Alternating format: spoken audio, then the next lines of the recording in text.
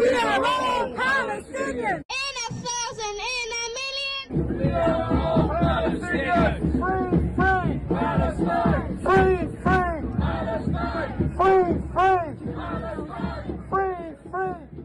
Where else on earth are innocent people, innocent children, bombarded from the sky, calculatedly starved, totally blocked of the most basic necessities?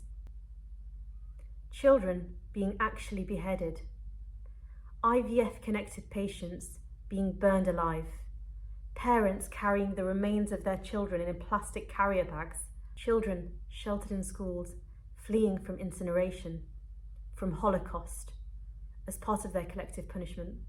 Where else is 20 months' worth of such atrocities, well documented, still claimed to be self-defense, has been described as having the highest death rate in any major conflict of the 21st century? This death rate is despite the fact that illegally occupied Gaza only had 2.1 million people to begin with. As we watch these videos and feel horrified, our political leaders still refuse to call a spade a spade. If by spade I mean genocide. If by spade I mean ethnic cleansing and settler colonialism, then it's a different matter. Named after Gaza's first fisherwoman, the sailboat Madleen launched on the 1st of June to set sail to Gaza in an effort to end the illegal blockade. 11 activists and 1 journalist have set out on this mission from France, Spain, Sweden, Turkey, Brazil, Germany, and the Netherlands. Now, their stated mission is very clear: deliver aid to Gaza, defy the illegal and genocidal blockade, show that the systemic starvation of Palestinians in Gaza is very easy to end if countries simply refuse to adhere to Israel's illegal blockade, support Palestinians in their struggle for justice, and take action to fulfill our obligation to prevent genocide. Now, this obligation is one that every country holds under international law, and an obligation that most countries are failing to uphold, or worse, are completely ignoring and choosing to support the genocide instead.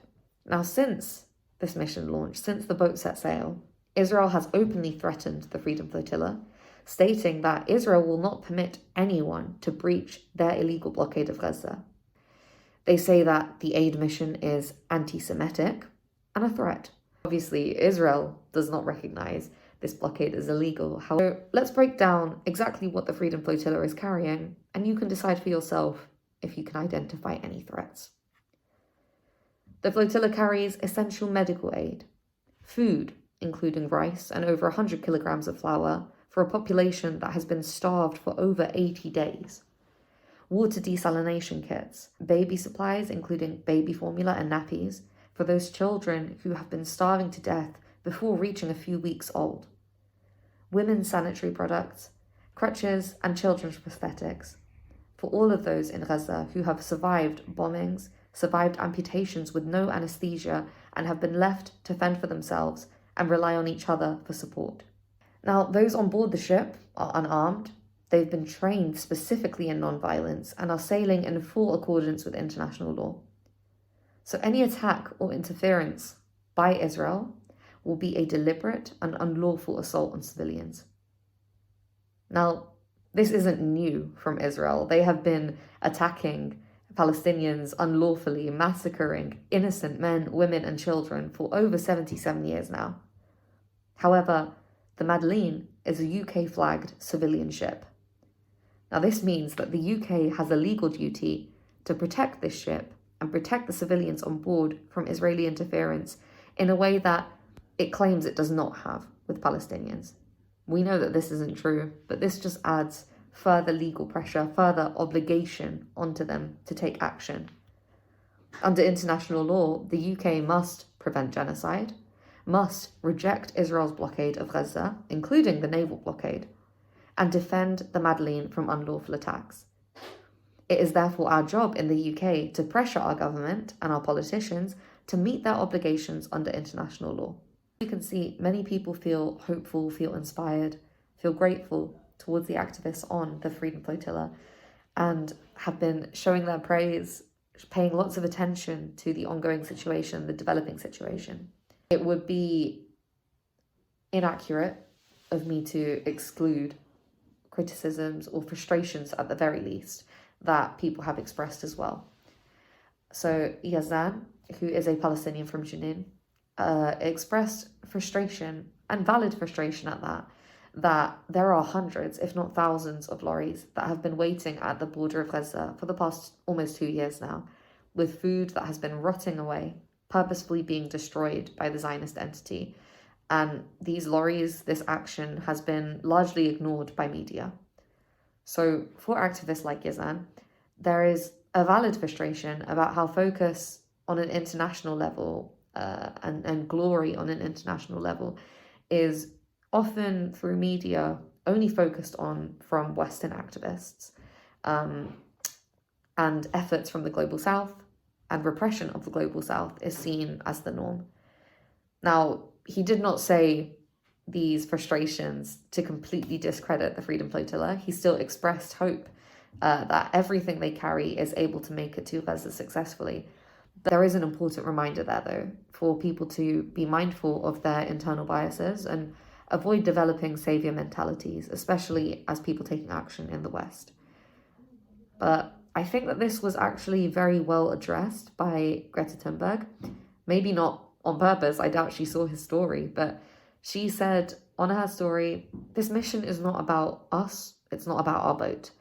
This is about the genocide, the blockade, and the systemic oppression of Palestinians. People in Gaza do not need anyone to come and save them. What they need is for us to amplify their support and their struggle for justice.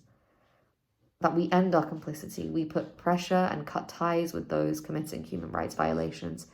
And I think she's hit the nail on the head. This is not a mission to go and save the people of Gaza. It is to make a very clear statement. This blockade is illegal, this genocide is illegal, and it is very easy to end if governments and countries take a principled approach. A principled approach being ending the arms sales, ending the political cover and support that is being given, ending the military support that is being given, the financial support that is being given, and starting to actually take tangible actions to end this genocide, not simply express concern. For 3 months, the people of Gaza have been systemically starved, while leaders of the world have watched, discussed their concern, and then continued to provide weapons, military and political support to Israel as it violates international law. And this isn't out of character for the Israeli occupation. They've been massacring Palestinian civilians for over 77 years.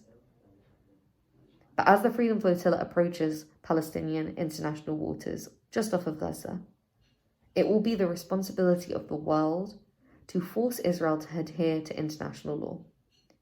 It will be the responsibility of the UK to protect the Madleen as a UK-flagged ship through sanctions, through cutting off political military support immediately, and take the actions that all of these countries should have taken decades ago. It's very clear to anybody who values human life and dignity that the Zionist regime holds Palestinian life in deep genocidal contempt. The occupation's track record shows that the occupation's contempt and impunity extends to anybody who dares make a stand against its settler colonial genocidal project. We all saw what happened to Rachel Corrie and Mavi Marmara, which is part of the same Free Gaza movement as the Freedom Flotilla coalition. But equally to the value of the life of the European on the Madleen is the value of the Palestinian life and the dignity of the Palestinian. The consequences for the Freedom Flotilla are more than just the Freedom Flotilla. What happens to the Madleen could set new routes for resistance or reinforce more starkly old impunities in this context of genocide. By showing Israeli political and military representatives, as well as your own political representatives, that your eyes are on the Freedom Flotilla, a certain degree of protection is afforded. Certainly more than if we just give in to genocide fatigue. The Freedom Flotilla has already written a formal notice that you can send to Israeli political and military leaders with the link in the description. You can email your political representative. We've attached an MP letter in the description. You can donate to the Freedom Flotilla. The money covers essential costs like medical supplies, legal support, communication and travel. You can volunteer your time and skills to their team. Follow them on social media, show your support. Spread the word. Keep your eyes on Madleen, keep your eyes on Gaza, keep your eyes on Palestine. Best of luck to the Freedom Flotilla. Free Palestine.